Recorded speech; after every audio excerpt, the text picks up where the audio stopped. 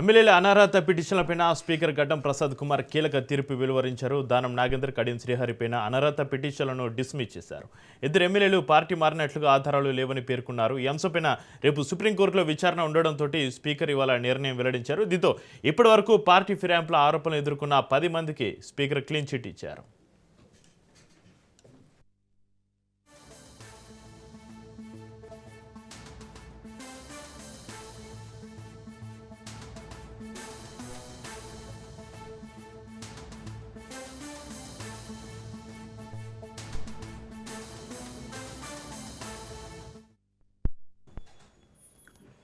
Breaking news చూస్తున్నాం. ఎమ్మెల్యేల అనర్హత పిటిషన్లపైన స్పీకర్ గడ్డం ప్రసాద్ కుమార్ కీలక తీర్పు వెలువరించారు. దానం నాగేందర్, కడియం శ్రీహరిపైన అనర్హత పిటిషన్లను డిస్మిస్ చేశారు.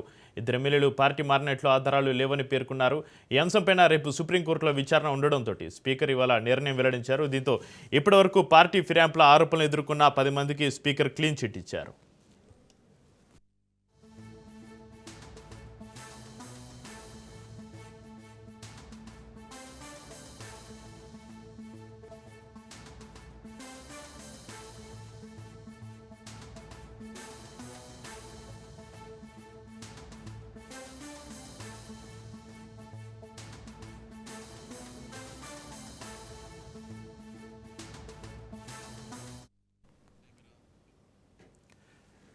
ఎమ్మెల్యేల అనర్హత పిటిషన్లపైన స్పీకర్ గడ్డం ప్రసాద్ కుమార్ కీలక తీర్పు వెలువరించారు. దానం నాగేందర్, కడియం శ్రీహరిపైన అనర్హత పిటిషన్లను డిస్మిస్ చేశారు. ఇద్దరు ఎమ్మెల్యేలు పార్టీ మారినట్లుగా ఆధారాలు లేవని పేర్కొన్నారు. ఈ అంశంపైన రేపు సుప్రీంకోర్టులో విచారణ ఉండడంతో స్పీకర్ ఇవాళ నిర్ణయం వెల్లడించారు. దీంతో ఇప్పటివరకు పార్టీ ఫిరాయింపుల ఆరోపణలు ఎదుర్కొన్న 10 మందికి స్పీకర్ క్లీన్ చిట్ ఇచ్చారు.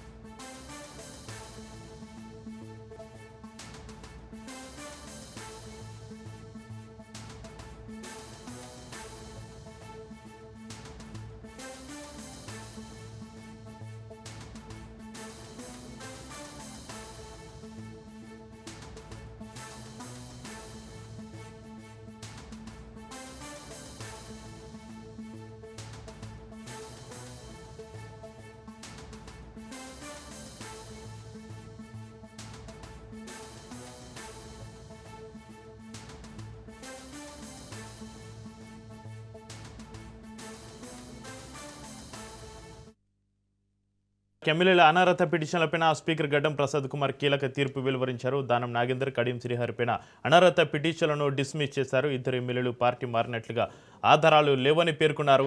ఈ అంశంపైన రేపు సుప్రీంకోర్టులో విచారణ ఉండడంతో స్పీకర్ ఇవాళ నిర్ణయం వెల్లడించారు. దీంతో ఇప్పటివరకు పార్టీ ఫిరాయింపుల ఆరోపణలు ఎదుర్కొన్న 10 మందికి స్పీకర్ క్లీన్ చిట్ ఇచ్చారు.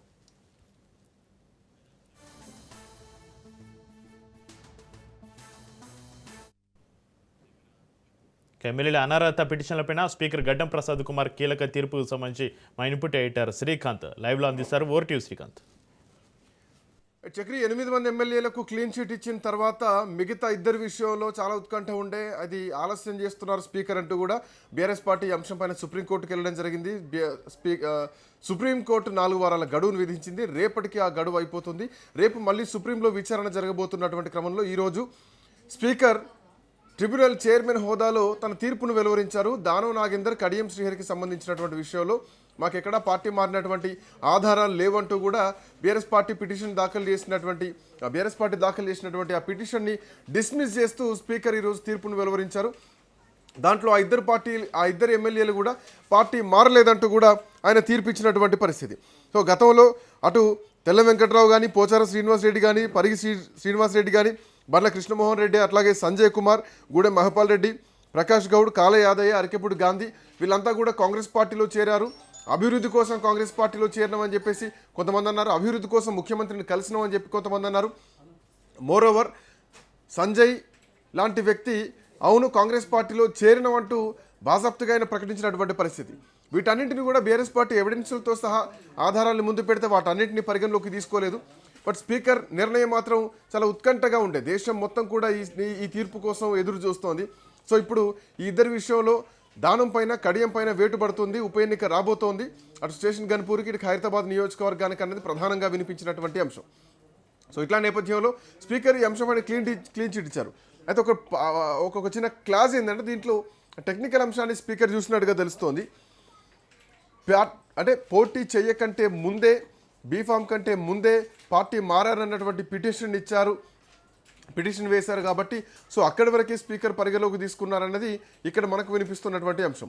ఏదేమైనా పూర్తి జడ్జిమెంట్ కాపీ బయటకు వస్తే పూర్తి వివరాలు బయటకు వస్తాయి.